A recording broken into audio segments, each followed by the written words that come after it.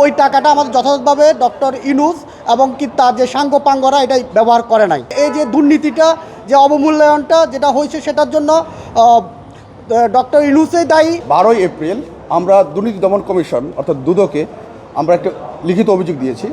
অভিযোগটা হচ্ছে যে হামের টিকা ক্রয় এবং সিরিঞ্জ ক্রয় সংক্রান্ত বিষয়ে বিগত অন্তর্বর্তীকালীন সরকারের বেশ কিছু অসঙ্গতিপূর্ণ বিষয় এবং পলিসি মেকিংয়ে বেশ কিছু সমস্যার কথা বারবার পত্রপত্রিকা এসেছে এবং বর্তমান সরকার দেখা গিয়েছে যে পূর্ববর্তী সরকারকে দায় চাপিয়ে দিয়েছেন।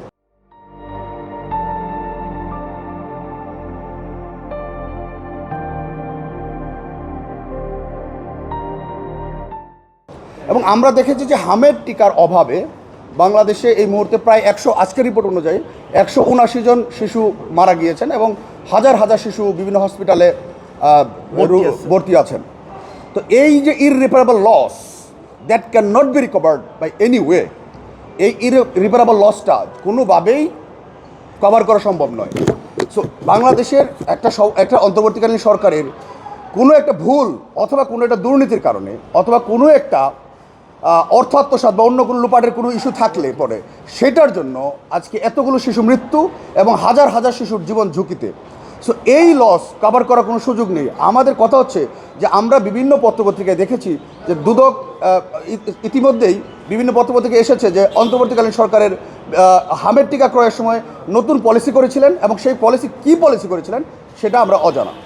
আরেকটা বিষয় হচ্ছে যে প্রায় 42,000 কোটি টাকার পরিমাণ টাকা ছিল হচ্ছে আপনার স্বাস্থ্য মন্ত্রণালয়ে, থাকার পরও হামের টিকা ক্রয় কেন করা হলো না এবং প্রায় মোর দেন 60% শিশু হামের টিকা সময় মতো পায়নি, টিকা দেওয়া হয়নি, যার কারণে as a result in consequence আজকের এই শিশু মৃত্যু এবং হচ্ছে আজকের কনসিকুয়েন্স হচ্ছে যে এই মহামারী আকার ধারণ করেছে।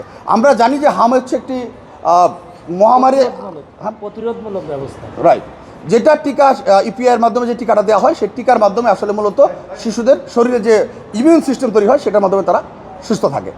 সো এইখানে 42,000 কোটি টাকা থাকা সত্ত্বেও, স্বাস্থ্য খাতে বাজেট থাকা সত্ত্বেও কেন সময় মতো টিকা প্রদান করা হলো না, কেন সিরিঞ্জ ক্রয় করা হলো না, আজকে কেন টিকার অভাব? সেই কারণে আজকে এতগুলো শিশু মৃত্যুর কারণে আমরা এসেছি দুর্নীতি দমন কমিশনে। আমরা বিভিন্ন চ্যানেল এবং বিভিন্ন পত্রপত্রিকার মাধ্যমে দেখেছি যে এখানে অর্থ আত্মসাতের বিভিন্ন গন্ধ পাওয়া যাচ্ছে। সেই জন্য আমরা একটা ইনভেস্টিগেশন চেয়েছি, প্রপার ইনভেস্টিগেশনের মাধ্যমে দুর্নীতি দমন কমিশন এখানে দেখবেন যে এখানে কোনো অর্থ আত্মসাৎ বা অন্য কোনো 9-6 বা কোনো কাজ হয়েছে কিনা অথবা রেকলেসনেস বা নেগলিজেন্সের কোনো ইস্যু আছে কিনা।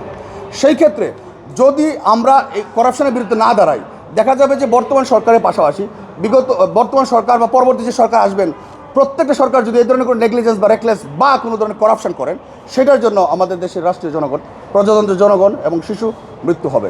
সো আমাদের এই পিটিশন ছিল অভিযোগে পিটিশন ছিলেন অ্যাডভোকেট বিপ্লব কুমার দাস। উনি একটু কথা ঠিক আছে, আজকের দিন পর্যন্ত 179 জন শিশু মারা গেছে এই হামে।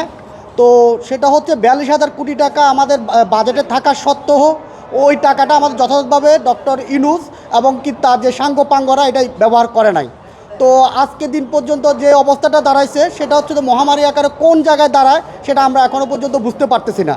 তো এটা হচ্ছে যে এই যে দুর্নীতিটা, যে অবমূল্যায়নটা যেটা হয়েছে, সেটার জন্য ডক্টর ইউনূসই দায়ী এবং কি তার যে স্বাস্থ্য মন্ত্রণালয় ছিল ওই স্বাস্থ্য মন্ত্রণালয় দায়ী। সেটার জন্য আমরা দুর্নীতি দমন কমিশনে একটা অভিযোগ দায়ের করছি। সেই অভিযোগের আলোকে যাতে দুর্নীতি দমন কমিশন যথাযথ ব্যবস্থা নেয়, আর যদি যথাযথ ব্যবস্থা নেয় আমরা তাহলে এটা মহামান্য হাইকোর্টে রিট পিটিশন দায়ের করব।